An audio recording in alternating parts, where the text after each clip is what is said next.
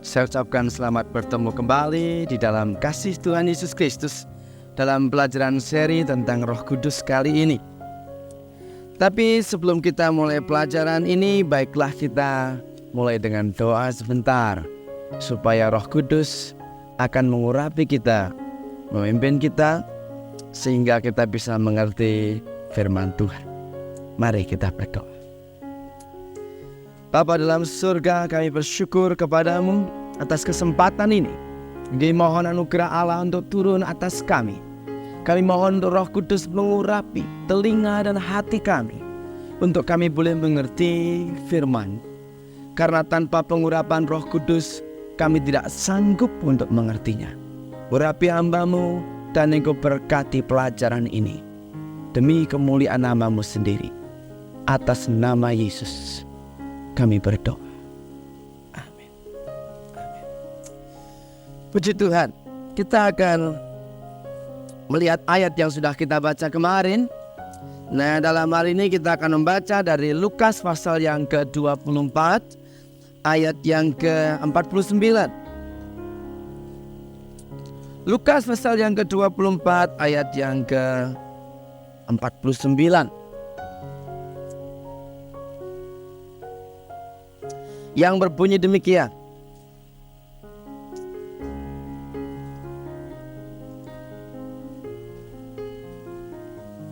Dan aku akan mengirim kepadamu apa yang dijanjikan Bapakku.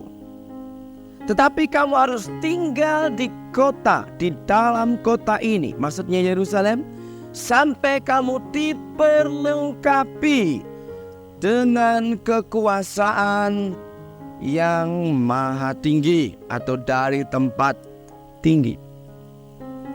Saya ingin bicara pada saat ini tentang diperlengkapi. Sampai kamu diperlengkapi. Saya sudah katakan kemarin, dalam bahasa Inggrisnya dikatakan endued atau clothed.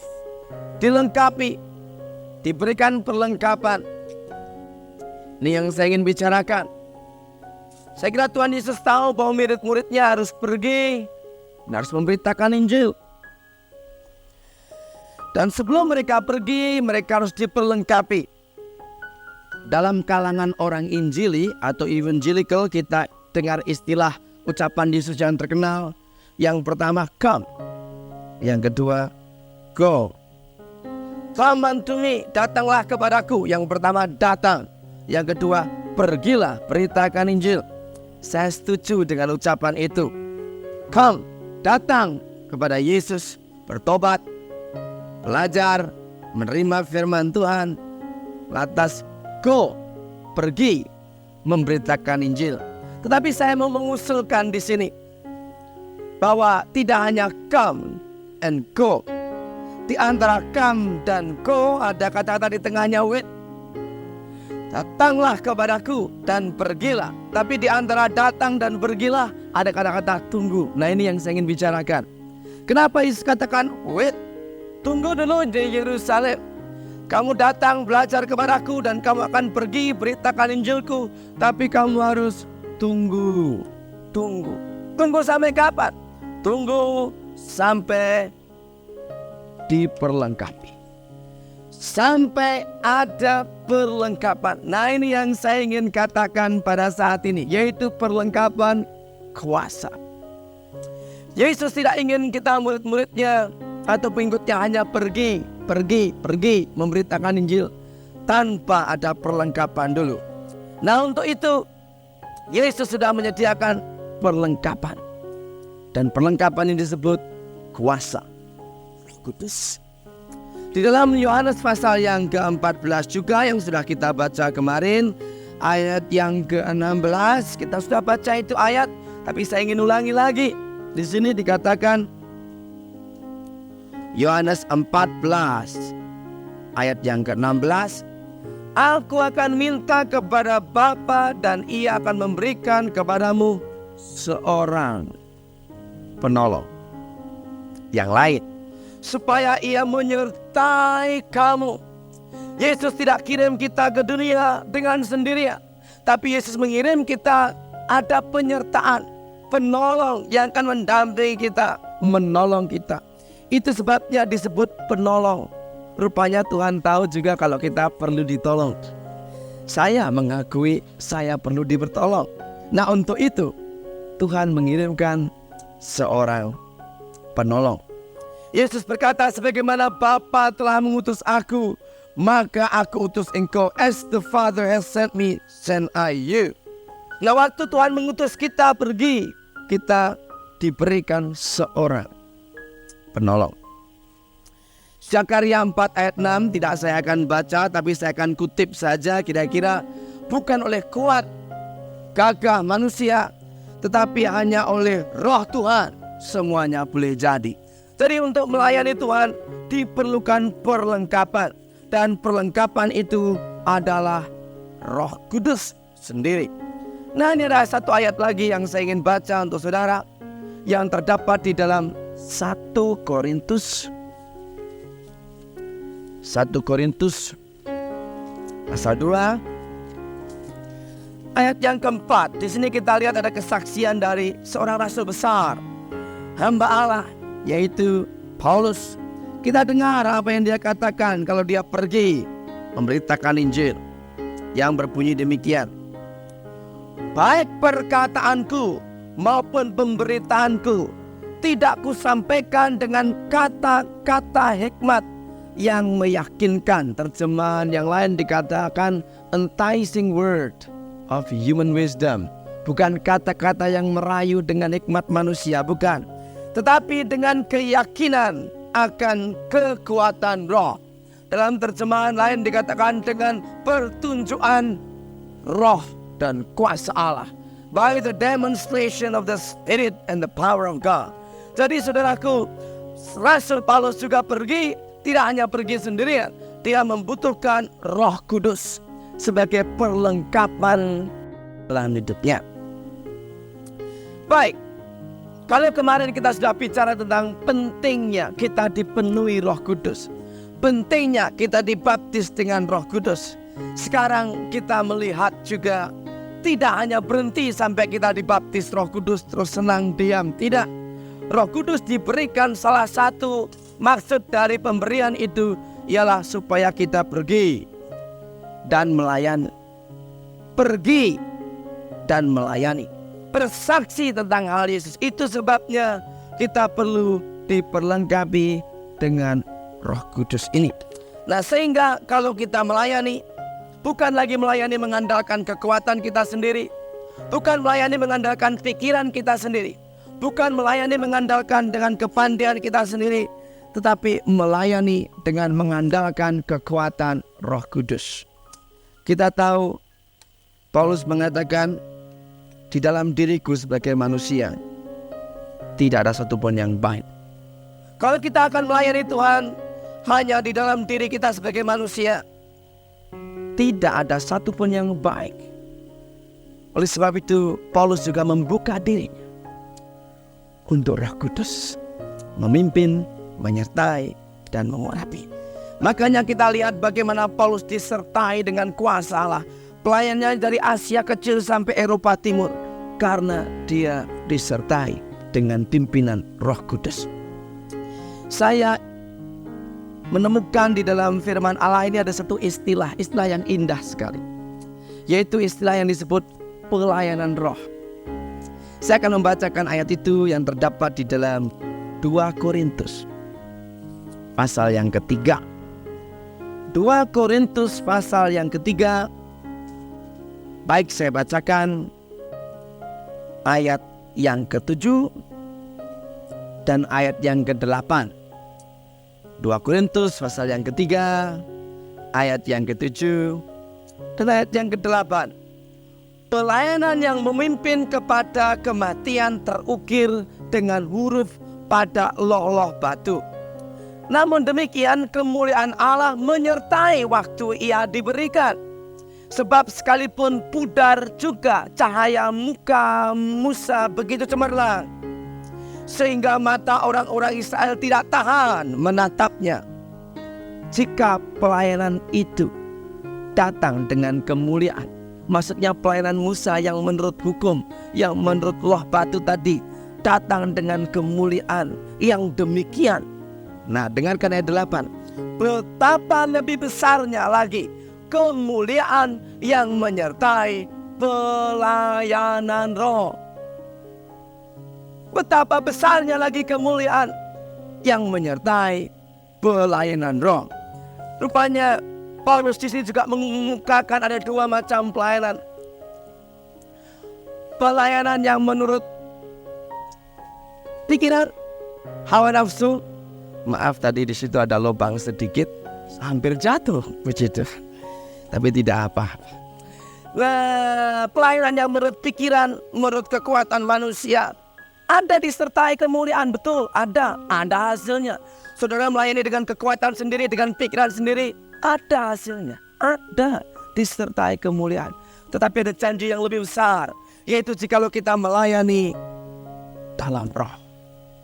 Pelayanan roh akan disertai dengan kemuliaan yang lebih besar. Itu sebabnya kemanapun Paulus pergi, misalnya pada waktu dia pergi ke Efesus, begitu dia ketemu dengan murid-murid yang ada di Efesus, ditanyakan, sudahkah kamu terima Roh Kudus tatkala kamu percaya? Saya ingin coba baca ini ayat sebentar.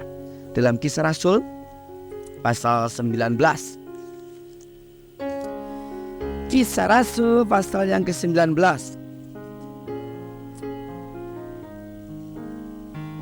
Ya, ayat yang kedua.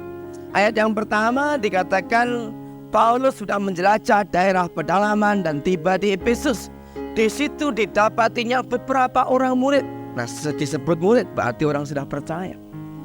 Ayat 2 dikatakan, katanya kepada mereka, sudahkah kamu menerima Roh Kudus ketika kamu menjadi percaya? Akan tetapi mereka menjawab dia, belum. Bahkan kami belum pernah mendengar bahwa ada Roh Kudus. Saya kira banyak sekali orang-orang Kristen yang sudah menjadi percaya, sudah jadi murid, tapi belum pernah dengar tentang pelayanan Roh Kudus. Makanya Paulus melihat ini penting untuk diberitakan. Lantas dia beritakan kepada murid-murid di Efesus itu bahwa kamu juga perlu dibaptis dengan Roh Kudus. Tanpa memperpanjang kisah ini, lantas Paulus meletakkan tangan atas 12 orang jumlahnya. Ayat yang ke-6 kita baca di situ.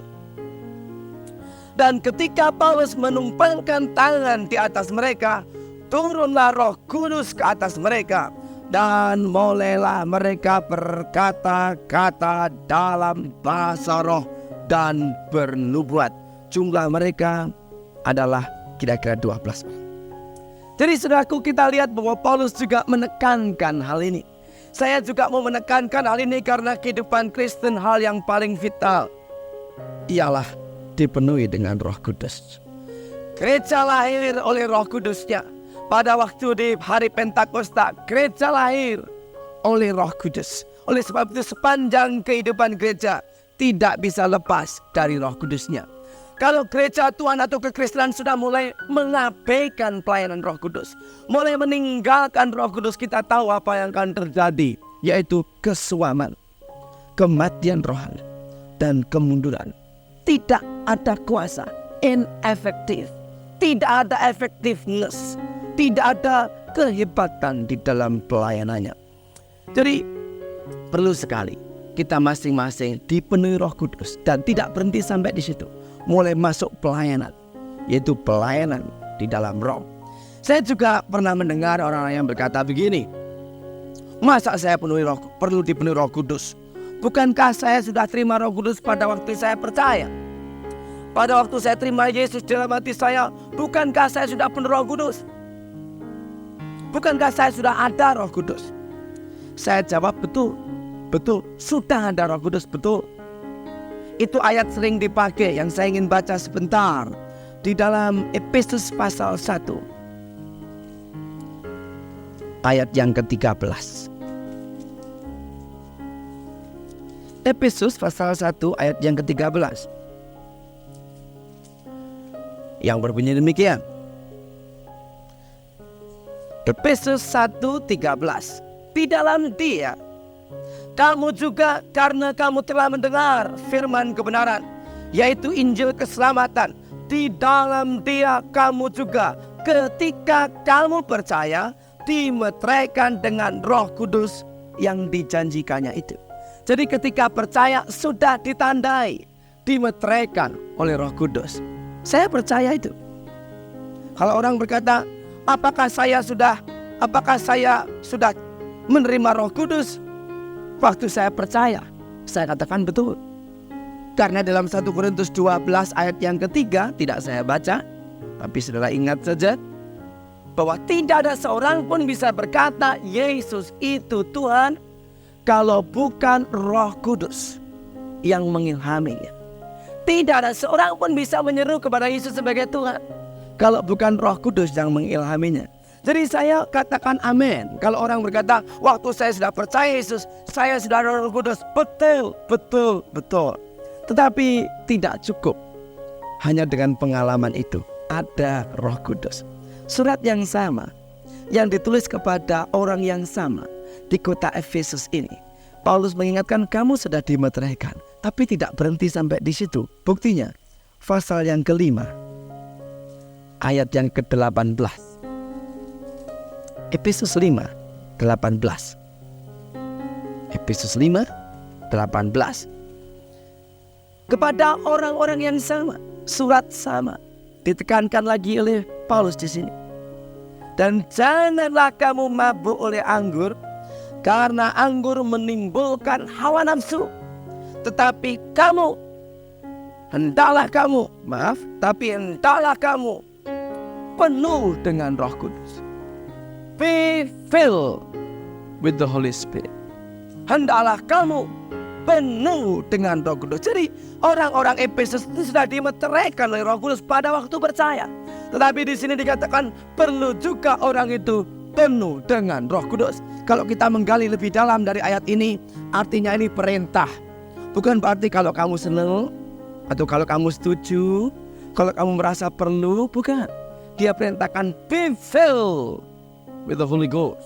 Perintah, imperatif, keharusan. Penuhlah dengan Roh Kudus. Bukan kalau kamu setuju atau tidak, tapi satu perintah, penuhlah dengan Roh Kudus. Jadi penting sekali untuk orang Kristen penuh di dalam Roh Kudus. Baik, saya harap saya sudah menjawab beberapa keraguan atau pertanyaan yang sering ada pada kehidupan Kristen selama ini. Jadi saudara pun perlu penuh dengan Roh Kudus. Dikatakan kalau melihat kalimat aslinya malah dikatakan penuhlah dengan Roh Kudus senantiasa. Be filled with the Holy Ghost continuously. Setiap saat. Saya pagi tadi berdoa, saya minta dipenuhi Roh Kudus lagi, supaya setiap hari hidup saya senantiasa penuh dengan Roh Kudus. Tidak hanya 10 tahun yang lalu, tidak hanya 5 tahun yang lalu, tidak hanya setahun yang lalu, tidak hanya minggu yang lalu, tidak hanya kemarin, tapi hari ini juga saya harus dipenuhi dengan Roh Kudus, sehingga saya boleh melayani dengan pelayanan yang lebih mulia, kata Paulus tadi, yaitu pelayanan roh. Saya akan tulis itu kalimat indah sekali. Pelayanan roh.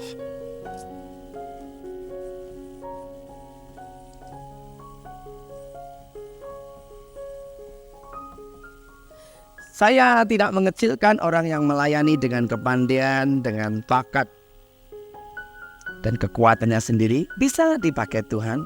Tetapi saya ingin menawarkan kepada saudara, kita semuanya, ada pelayanan yang lebih tinggi, yang lebih mulia, yaitu pelayanan roh. Sehingga kita diperlengkapi dengan kuasa Roh Kudus. Satu ayat lagi di dalam Roma pasal yang ke-15. Roma pasal yang ke-15 ayat yang ke-18 dan 19. Roma pasal yang ke-15 ayat 18 dan 19. Sebab aku tidak akan berani berkata-kata tentang sesuatu yang lain kecuali tentang apa yang telah dikerjakan Kristus olehku, yaitu untuk memimpin bangsa-bangsa lain kepada ketaatan oleh perkataan dan perbuatan. Nah, 19. Dan oleh kuasa tanda-tanda dan mujizat-mujizat dan oleh kuasa roh. Oleh kuasa roh. Ini penting sekali. Oleh sebab itu di dalam pengalaman hidup saya sendiri, oleh kemurahan Tuhan saya sudah melayani Tuhan sejak tahun 71. Sekarang sudah 12 tahun, saya bertobat tahun 67, jadi sudah 16 tahun. Dan di dalam pelayanan saya yang saya alami saat ini, kalau saya melihat ke belakang, sungguh semua yang sudah terjadi, saya pikir tidak mungkin terjadi kalau hanya menggunakan kekuatanku sendiri, kalau hanya menggunakan kualifikasiku sendiri. Banyak hal yang terjadi di luar kekuatanku, dan saya berani berkata bahwa semuanya ini terjadi oleh karena Roh Kudus. Oleh Roh Kudus. Oleh sebab itu pada kesempatan ini saya ingin berbicara tentang perlengkapan tadi. Perlengkapan. Dan kita sudah kenal itu perlengkapan disebut dengan karunia. Karunia roh. Ya, karunia roh. Karisma dari Roh Kudus. Itulah perlengkapan yang Allah berikan kepada kita. Nah, untuk itu kita membaca ayatnya. Saya kira kita tahu semuanya. Di dalam 1 Korintus pasal yang ke-12 ayat yang ke-7 sampai ayat yang ke-11. Ya. 1 Korintus pasal yang ke-12 ayat yang ke-7 sampai ayat yang ke-11. Ada 9 karunia di situ. Memang untuk membicarakan itu sendiri perlu waktu seminggu sebetulnya. Tapi saya ingin coba kondens, ya, dipadatkan dalam waktu beberapa menit ini. 30 menit mungkin. Berbicara demikian. Tetapi pada tiap-tiap orang, ayat 7, dikaruniakan penyataan roh untuk kepentingan bersama. Nah, ini saya senang sekali. Saya harus tulis ini lagi. Karunia itu di situ ditulis penyataan. Saya senang. Penyataan atau manifestasi. Manifestasi. Bagaimana Roh Kudus menyatakan dirinya, dan itu diberikan kepada tiap-tiap orang di dalam pelayanan jemaat. Perhatikan, untuk kepentingan bersama. Untuk kepentingan bersama. Jadi bukan untuk kepentingan diri sendiri. Nah, ini yang perlu saudara catat. Karunia roh tidak pernah diberikan untuk kepentingan sendiri. Never. Saya ingin beritahu bahwa Allah itu anti egois. Segala sifat yang bentuknya egois Tuhan itu tidak senang. Dia ingin semuanya hanya untuk kemuliaan nama Tuhan, dan semuanya berguna untuk umatnya. Jadi karunia-karunia bukan untuk milik pribadi. Never. Tidak boleh. Karunia-karunia itu Allah berikan kepada kita, dan kita cuma jadi salurannya. Untuk apa? Kepentingan bersama. Dan juga dikatakan di sini ialah pernyataan roh atau karunia roh. Bukan karunianya Yeremia Rim. Haleluya.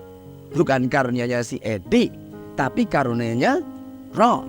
Ada orang bilang, saya punya karunia 3. Hebat gak? 1 untuk menyembuhkan orang, 1 untuk nubuat, 1 untuk membedakan roh. Saya kira itu orang belum baca Alkitab betul-betul. Bukan karunianya seseorang, karunianya siapa? Roh. Karunianya Roh Kudus. Jadi siapa yang memiliki Roh Kudus? Bukan si Edi, bukan si Yeremia, bukan si siapa lagi, bukan. Kita ini cuma menyalurkan apa yang Allah ingin nyatakan di dalam Roh Kudusnya demi, perhatikan, kepentingan bersama. 1, yaitu yang terdapat di dalam ayat 8, kepada yang seorang diberikan Allah roh memberikan karunia untuk berkata-kata dengan hikmat, Dan kepada yang lain, Roh yang sama memberikan karunia berkata-kata dengan pengetahuan, terjemahan lama makrifat. Kepada yang seorang, Roh yang sama memberikan iman. Kepada yang lain, Ia memberikan karunia kesembuhan. Kepada yang lain, Roh memberikan kuasa untuk mengadakan mukjizat. Dan kepada yang lain, Ia memberikan karunia untuk bernubuat. Dan kepada yang lain lagi, Ia memberikan karunia untuk membeda-bedakan bermacam-macam roh. Dan kepada seorang Ia memberikan karunia untuk berkata-kata dengan bahasa roh. Dan kepada yang lain Ia memberikan karunia untuk menafsirkan bahasa roh. Tetapi perhatikan di sini, semuanya ini dikerjakan oleh Roh yang satu dan yang sama, yang memberikan karunia kepada tiap-tiap orang secara khusus seperti yang dikehendakinya. Jadi kalau bicara soal karunia-karunia roh, saya ingin saudara bicara dalam skup sidang Jumat, dalam skup kumpulan orang percaya, bukan pribadi, bukan, untuk kepentingan bersama. Dan karunia roh diberikan kepada kita sebagai perlengkapan. Sebagai perlengkapan untuk apa? Pelayanan roh. Dan saya kira kita semuanya setuju kalau tidak ada orang yang melayani dirinya sendiri. Kalau kita disebut pelayanan, itu selalu untuk orang lain, tidak pernah untuk diri sendiri. Baik, saya akan mencoba mengkategorikan, menggolongkan tiga bagian dari karunia-karunia tadi. Yang disebut di sini ada 9, ada yang berkata lebih dan lain sebagainya.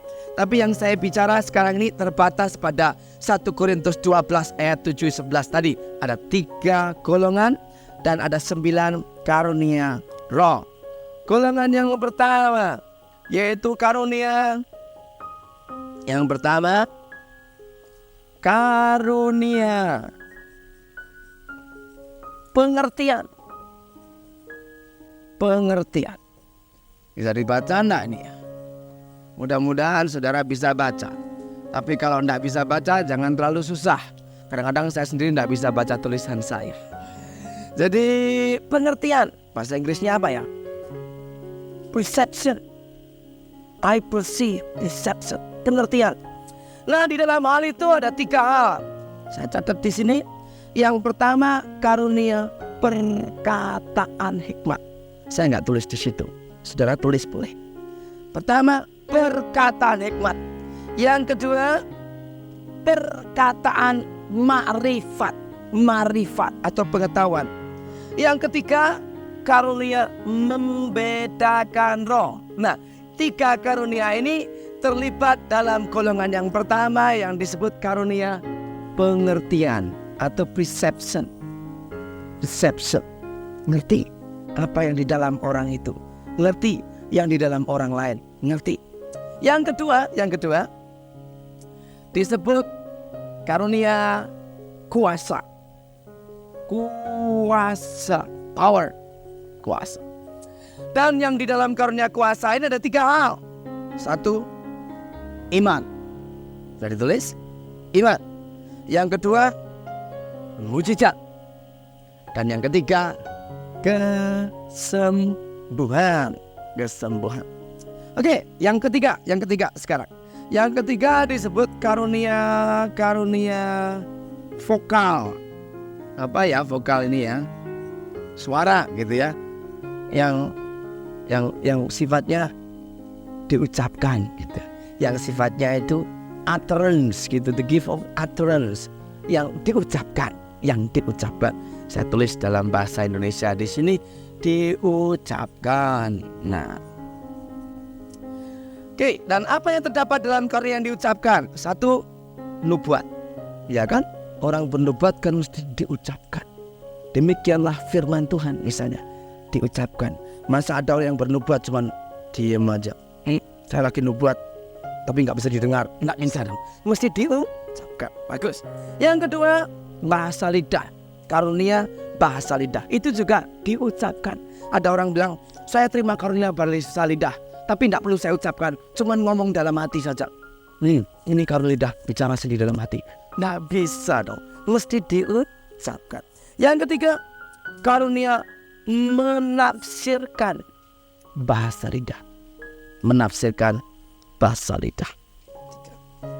Nah, sekali lagi saya tandaskan bahwa 9 karunia ini merupakan perlengkapan untuk melengkapi kita supaya kita bisa melayani di dalam roh dengan janji ada kemuliaan yang lebih besar daripada melayani dengan kekuatan kita sendiri. Puji Tuhan. Baik, saya akan mulai bicara satu persatu sekarang. Yang pertama yang saya tulis di sini tadi, karunia perkataan hikmat. Ini penting. Yesus banyak menggunakan hal ini. Banyak sekali. Yesus dalam melayani banyak sekali menggunakan perkataan hikmat. Artinya dari perkataan hikmat ialah jawaban yang tepat yang dibutuhkan pada waktu itu. Jawaban yang tepat yang dibutuhkan pada waktu itu. Saya ingin beri contoh-contoh lebih sederhana supaya saudara bisa mengerti. Misalnya satu kali Yesus ditanya, waktu orang-orang Farisi pemimpin agama menangkap seorang perempuan yang lagi berzina. Ditangkap basah dan orang Farisi berkata, Yesus, menurut kamu, menurut hukum Taurat, menurut Musa, ini orang harus dilempari batu sampai mati. Tapi menurut kamu, bagaimana? Apa katamu? Yesus diam, tenang, tunduk kepala, nulis-nulis, dan didesak lagi. Jawabmu apa? Yesus katakan begini, di antara kamu yang tidak punya dosa dan tidak berbuat dosa, ambil batu yang pertama, lempar dia. Mereka diam, bungkem, tidak bisa jawab, malah lari satu persatu, tersipu-sipu malu. Itu jawaban yang tepat. Yang kedua, pernah orang Farisi mencobai juga, apakah kami perlu membayar kepada Kaisar? Yesus mulai katakan, berikan kepada aku uang logam. Ditanya, dalam uang logammu itu gambar siapa? Gambar Kaisar. Berikan kepada Kaisar apa yang milik Kaisar. Jawaban yang tepat yang tidak bisa dibantah lagi. Seperti Petrus juga pernah diadili di Yerusalem oleh pemimpin-pemimpin agama. Karena apa? Menyembuhkan orang lumpuh berjalan. Dan dia jawab, cuman kata-kata pendek.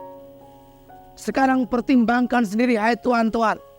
Lebih baik menurut siapa? Menurut Allah atau manusia? Mereka bungkem, tidak bisa jawab. Saya kira kita perlu sekali perkataan hikmat. Apalagi dalam dunia pada akhir zaman dengan banyak macam persoalan.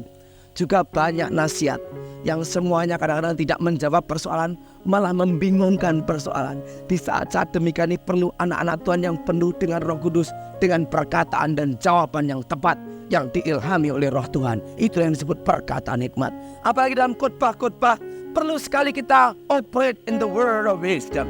Kita perlu lagi bergerak dan mengucapkan perkata-kata yang penuh dengan hikmat, sehingga jemaat bisa dikenyangkan. Orang yang mendengar firman yang kita beritakan terjawab semua persoalannya dan persis dengan kebutuhannya.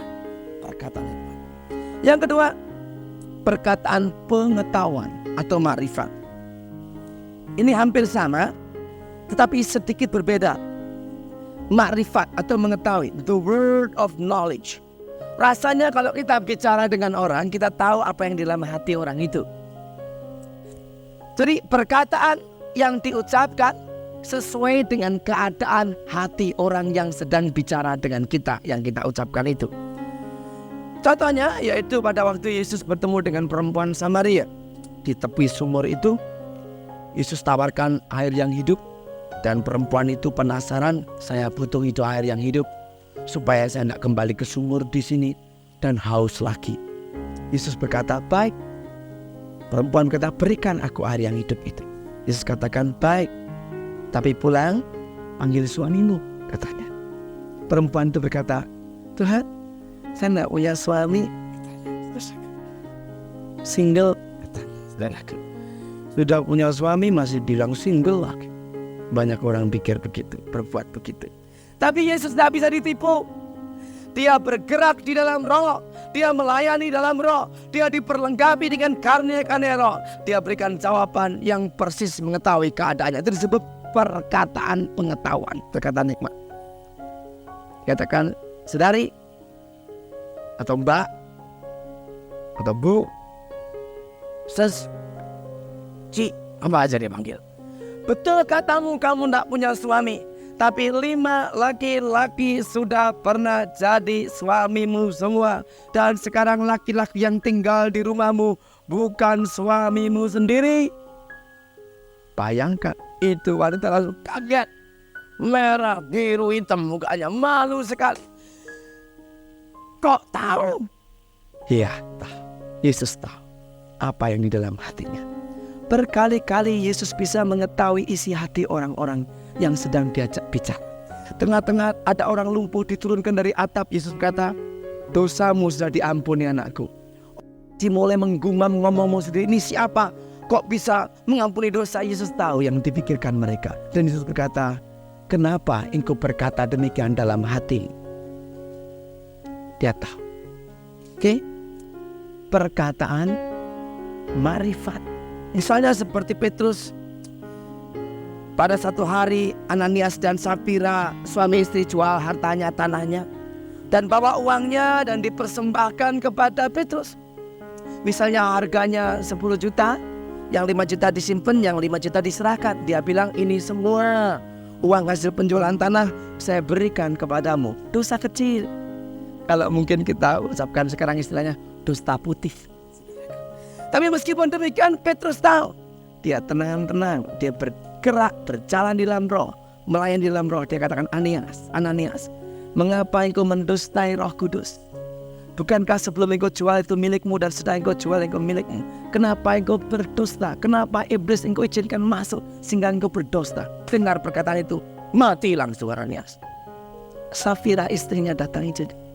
Dan Petrus katakan, Safira, kenapa engkau sudah sekongkol setuju dengan suamimu untuk mendustai Roh Kudus?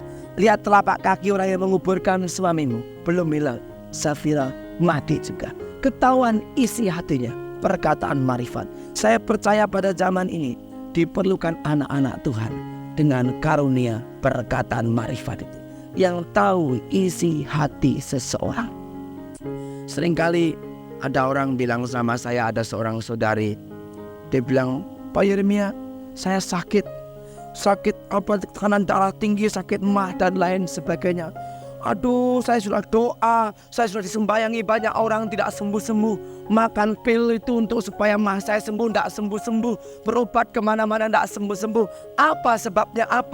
Tolong doakan. Dan saat itu saya berdoa. Dan Tuhan memberikan perkataan marifat kepada saya. Saya katakan, saudari, kamu tidak sembuh karena kamu menyimpan kebencian. Kamu benci terhadap mertuamu. Dan kamu berbuat jahat kepada mertuamu. Simpan dendam. Coba ampuni dia. Lepaskan kebencianmu dan ampuni dia. Tuhan akan menyembuhkan. Itu saudari boleh menangis dan mengaku dosanya. Setelah dia mengaku dosanya, kami doakan. Perkataan marifat. Saudara, engkau juga bisa menerima karunia ini. Karena ini bukan karuniamu, karunia Roh Kudus. Kalau Roh Kudus tinggal dan penuh dalam dirimu, maka Roh Kudus itu akan memanifestasikan dirinya di dalam bentuk karunia marifat itu. Nah, yang 3, membedakan roh. Sebut tangan saya jatuh. Membedakan roh. Perlu sekali untuk orang Kristen diurapi Roh Kudus sampai bisa tahu ini pekerjaan setan atau pekerjaan iblis. Tahu membedakan roh. Pada suatu hari Petrus dan Yohanes pergi ke Samaria karena Filipus sedang menginjil di sana, dan banyak orang yang bertobat, termasuk ada dukun satu yang bertobat namanya Simon. Dukun bertobat. Pada waktu 2 orang itu datang ke sana, dan orang-orang Samaria sudah dibaptis dengan air oleh Filipus, tapi belum terima Roh Kudus. Sehingga Petrus dan Yohanes tumpangkan tangan atas mereka semuanya untuk terima Roh Kudus. Dan mereka penuh Roh Kudus. Simon berkata begini, berikan kepadaku karunia itu. Saya mau beli dengan uang, supaya kalau saya tumpang tangan kepada siapapun dan orang itu bisa terima Roh Kudus. Petrus yang penuh dengan Roh Kudus tahu isi hatinya Simon. Hei Simon, binasalah engkau dengan uangmu. Kau pikir karunia Allah bisa engkau beli dengan uang? Karena aku lihat di dalammu ada empedu yang pahit. Jalanmu tidak lurus. Dia lihat ada roh yang lain dalam diri Simon. Dia lihat. Dia bisa membedakan roh. Dia dikatakan, you have no part in this world.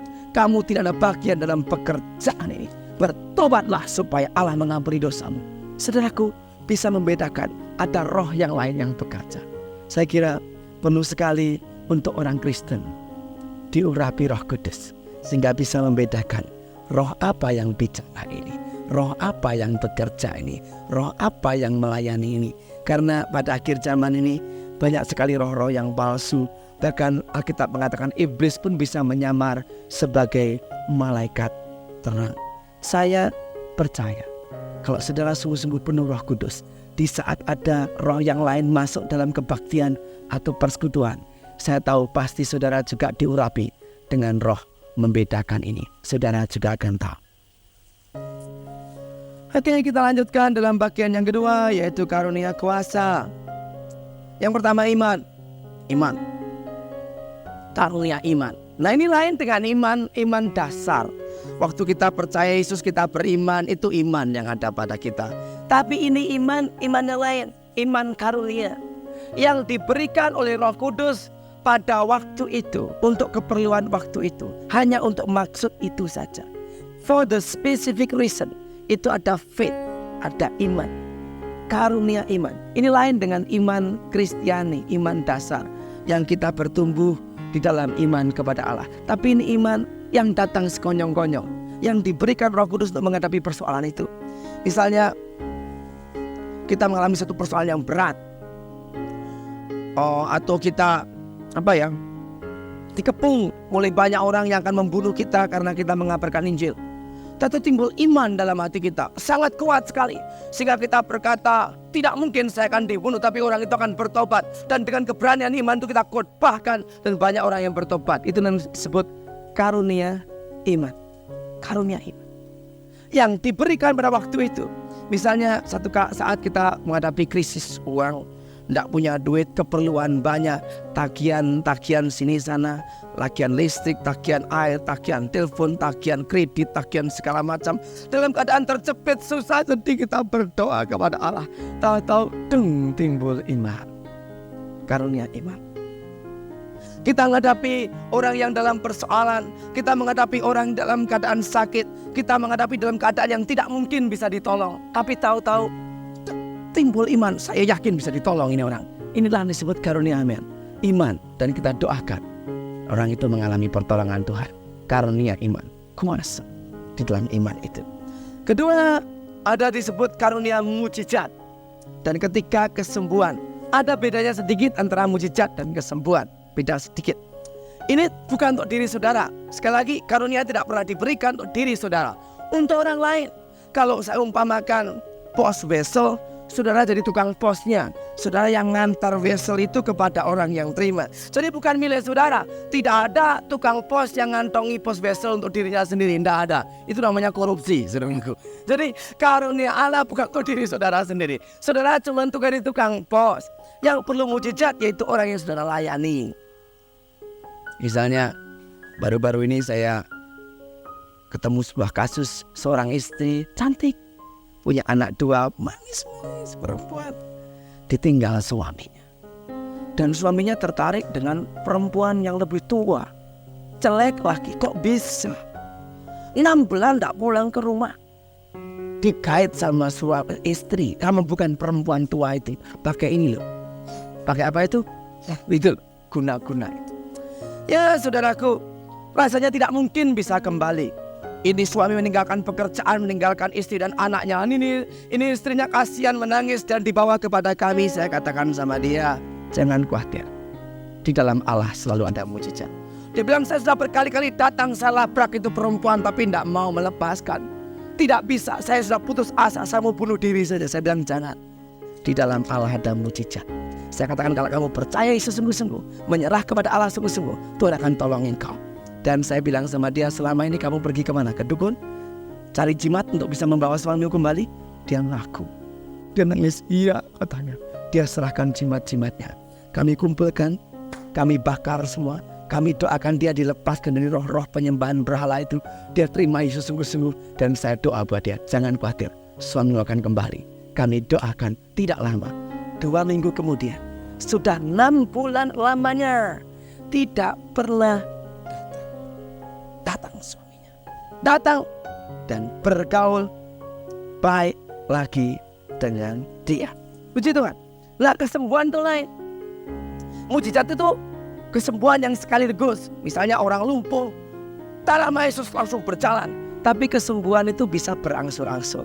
Didoakan mulai ada perbaikan sedikit. Didoakan lagi perbaikan sedikit.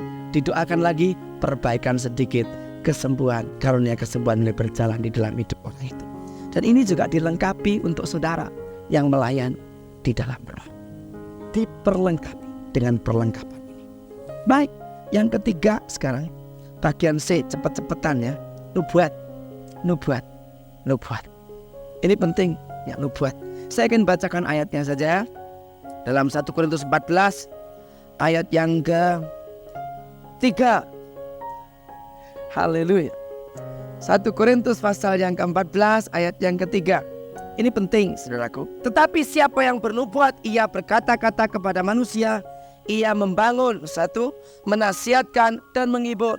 Jadi nubuat untuk membangun, menasihatkan dan menghibur. Ini yang penting. Kalau nubuat sifatnya untuk mengancam, menakut-nakuti, apalagi menghukum, nah itu bukan dari Tuhan. Nubuatan dari Tuhan itu menghiburkan, menasihatkan dan membangun. Bukan menjatuhkan, bukan menyusahkan, bukan mengancam, bukan mengantar. Dan juga nubuatan jangan dipakai sebagai pimpinan. Untuk melakukan sesuatu kita dengar nubuatan dulu, bukan. Nubuatan Allah berikan untuk meneguhkan, untuk konfirmasi, untuk meneguhkan. Banyak orang keliru menggunakan ini. Oke. Yang kedua, bahasa lidah. Bahasa lidah. Itu karunia lidah. Ada untuk doa pribadi, ayat 4 dikatakan, barang siapa yang berkata-kata dengan bahasa roh, ia membangun dirinya sendiri. Kita berdoa dengan bahasa roh, membangun iman kita sendiri. Penting sekali kita berdoa dalam bahasa roh. Kadang-kadang saya dalam keadaan down, betul. Saya berdoa dalam bahasa roh dan saya dibangun iman saya. Dan juga ada bahasa lidah yang diartikan maknanya. Yang ketiga ini yang terakhir. Misalnya dalam kebaktian ada seorang yang diurapi secara khusus. Tahu dengan pengurapan itu dia bahasa lidah dengan keras. Yang lain tenang dia. Tahu roh Tuhan mengurapi seseorang lagi. Atau orang itu sendiri mulai mengartikan bahasa lidah itu.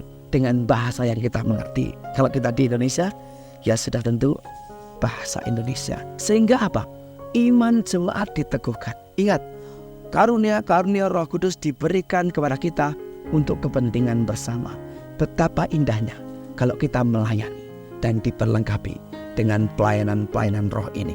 Sebetulnya banyak sekali yang saya ingin bicarakan, tetapi saya kira dengan cukup sederhana, saya harap cukup jelas bagi saudara-saudara yang tercinta. Sebab itu mari kita terbuka kepada Roh Kudus-Nya.